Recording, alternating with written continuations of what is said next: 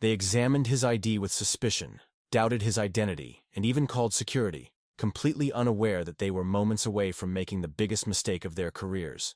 Michael Harrington wasn't just another customer. He was the man who owned the very bank they were trying to push out. Today he had walked in as an ordinary man. But what happened next? It ripped the mask off a system built on bias and exposed a truth no one wanted to admit. By the time they realized who he was, it was already too late. Michael Harrington had spent years building Harrington Financial into a respected institution. He prided himself on creating a bank that wasn't just about numbers, but about trust, integrity, and fairness. Every decision, every policy, every branch was built on the foundation that every customer, regardless of background, would be treated with the same respect and dignity. But then, the whispers started. At first, they were easy to dismiss. A casual remark from an old friend about feeling unwelcome at a certain branch. A concerned client mentioning how some customers seemed to be treated differently. Even a few employees hesitating just a second too long when he asked if everything was running smoothly. Michael wanted to believe it was nothing.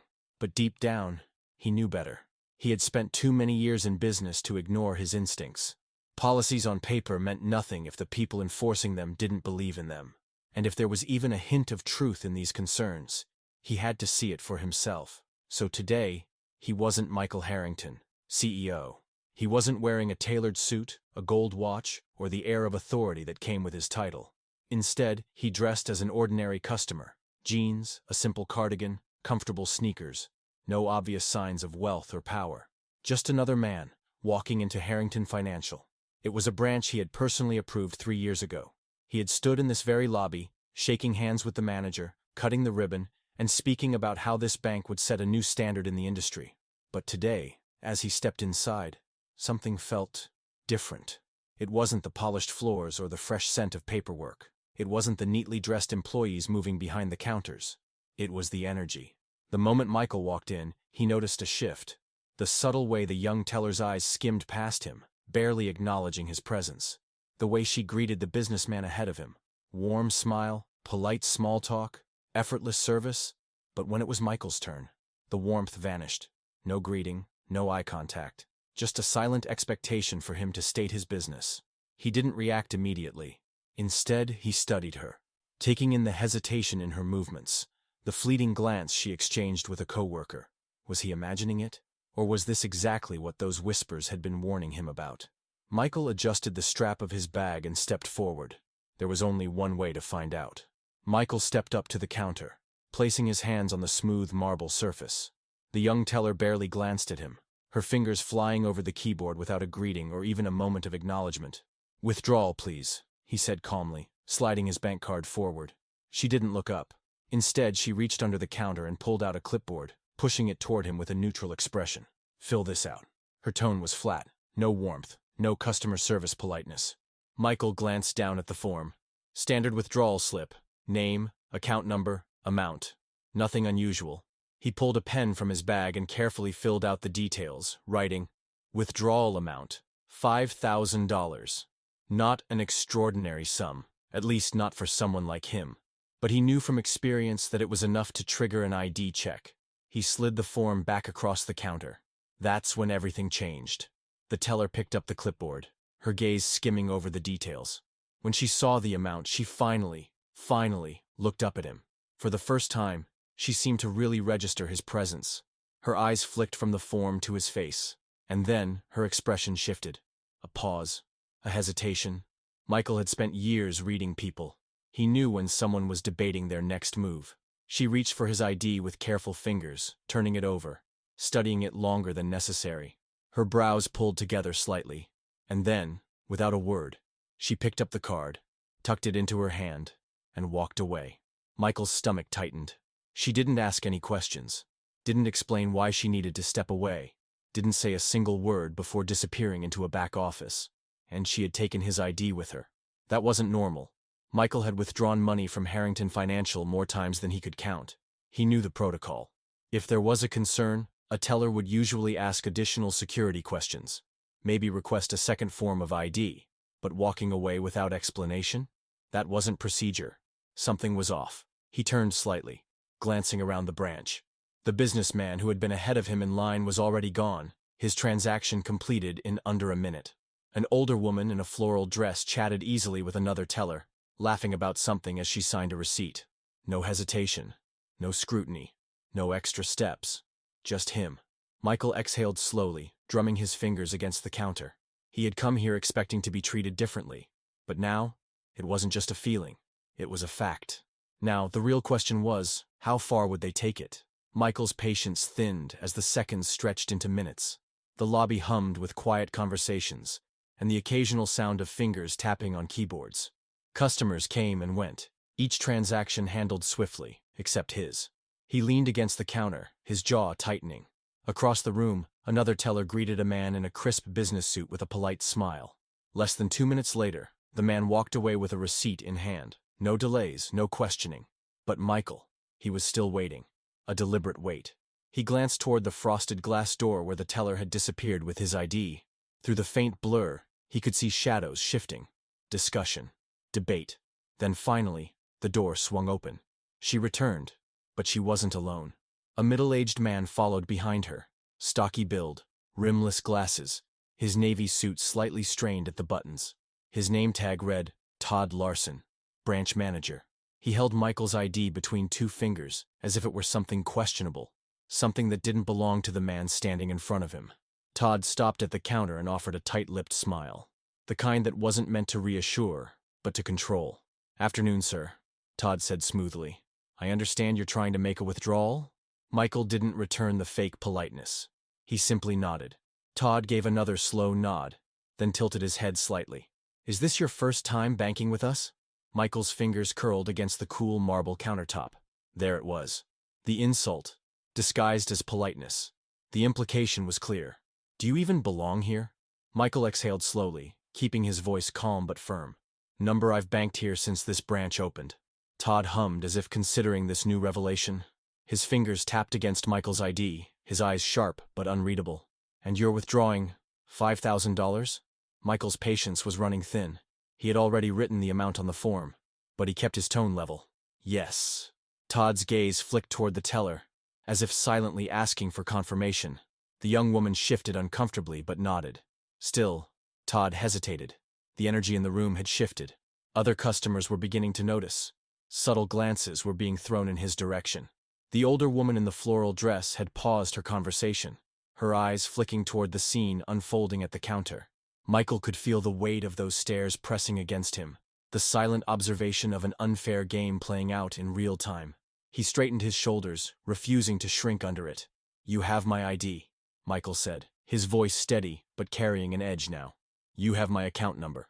What exactly is the issue?" Todd's lips pressed together in an almost imperceptible frown. "It's just a security precaution," he said smoothly, his tone rehearsed. "We take large cash withdrawals very seriously." Michael let the words settle between them. Security. A word used when people didn't want to say what they really meant. He tilted his head slightly. "Security," he repeated, his tone dry. "For $5,000? Todd didn't flinch. "We just need to verify a few things before proceeding." Michael held his gaze, unwavering. "Like what?" Another pause. Another second too long. Then Todd gave a carefully measured smile, the kind that didn't quite reach his eyes. "Well, for instance," he said, his tone almost casual, "can you confirm the last deposit made to this account?" Michael's jaw tightened. That wasn't standard procedure. That was a test. And now? It wasn't just a withdrawal anymore. It was about control. Michael did everything right. He followed their process. He provided his ID, his account number, answered their unnecessary questions. But still, it wasn't enough. Todd's fake politeness never wavered. His voice was smooth, controlled, like a man who believed he had all the power in the room. "I'm sorry, Mr. Harrington," Todd said, though he didn't look sorry at all. "But we'll need further verification before we can process this request." Silence. A heavy, thick silence settled over the bank. Michael could feel the eyes on him now. Customers glancing, whispering, sensing something was off. The older woman in the floral dress had stopped chatting. A man in business attire, the one who had been helped effortlessly minutes ago, was watching from the corner of his eye. Even the young teller, the one who started this whole mess, was suddenly staring at the register, avoiding looking in his direction. Michael's fingers tapped once against the counter. "Further verification?" His voice was calm, but there was a dangerous edge to it now. Todd clasped his hands in front of him. Yes, if you could provide a secondary form of identification, such as a utility bill or passport, we'd be happy to assist you.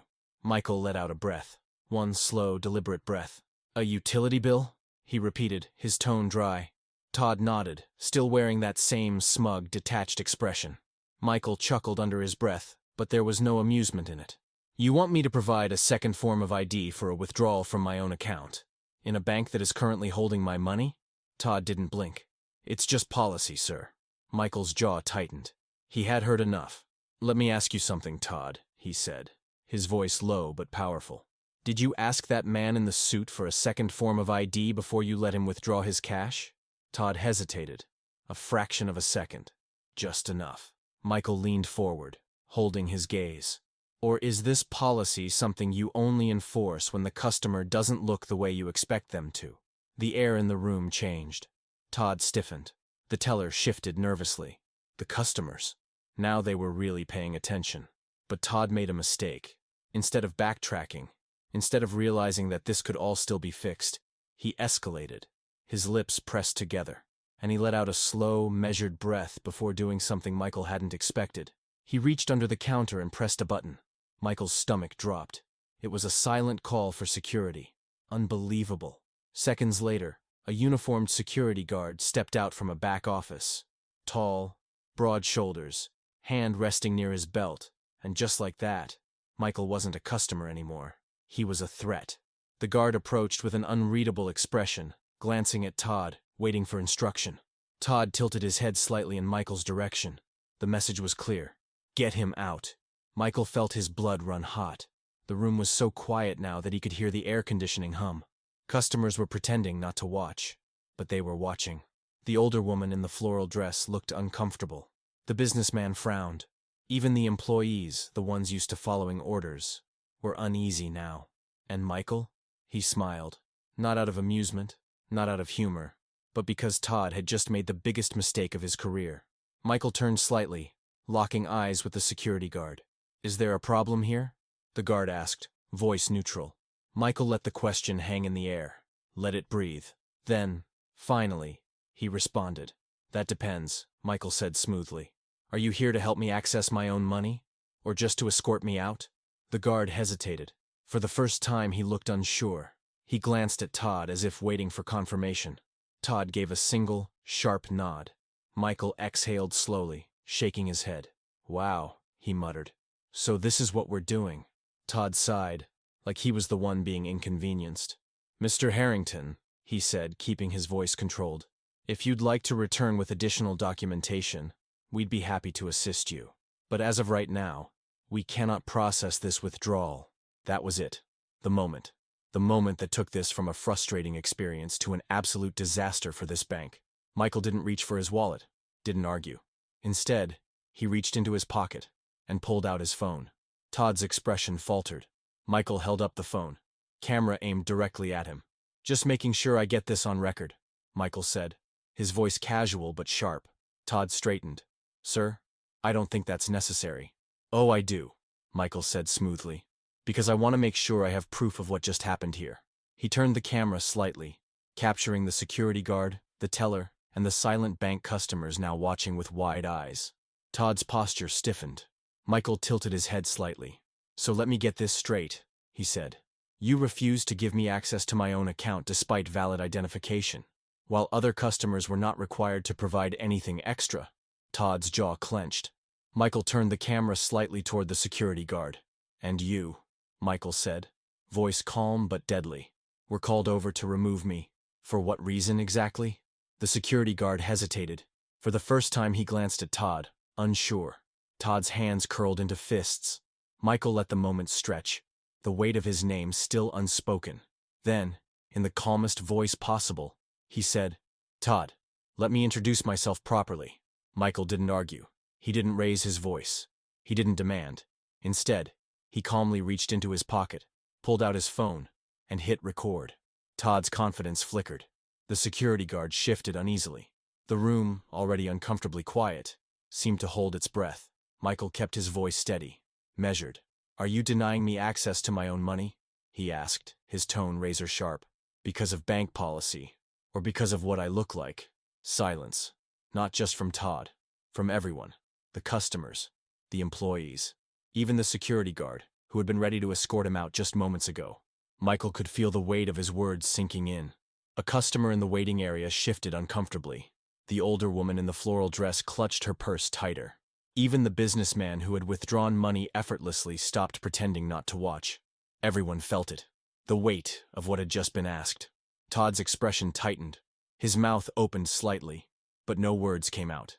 Because what could he say? That it wasn't about his appearance? That it was just a misunderstanding? Michael had given him a chance to explain, and the silence told the real story. Michael didn't lower his phone, didn't blink. Instead, he dropped the final blow. Let me introduce myself properly. Todd froze. Michael reached for the ID Todd had been clutching like evidence. He took it back, effortlessly. Then, slowly, he flipped it over in his hand and tapped his finger against the name printed on it. You see this? Michael said, voice still calm, controlled. This isn't just any customer's ID. He let the words sink in. Todd swallowed hard. You're looking at the CEO and founder of Harrington Financial. The entire bank seemed to inhale at once. The teller turned pale. The security guard took a small, almost instinctive step back. The customers? Now they weren't just watching. They were hanging on to every second. Because suddenly, this wasn't just about a man being denied his money. This was a scandal unfolding in real time. Todd's mouth opened, closed, opened again. But he had no words. No rehearsed excuse to fall back on. Because there was no way out of this one. Michael tilted his head slightly, studying Todd.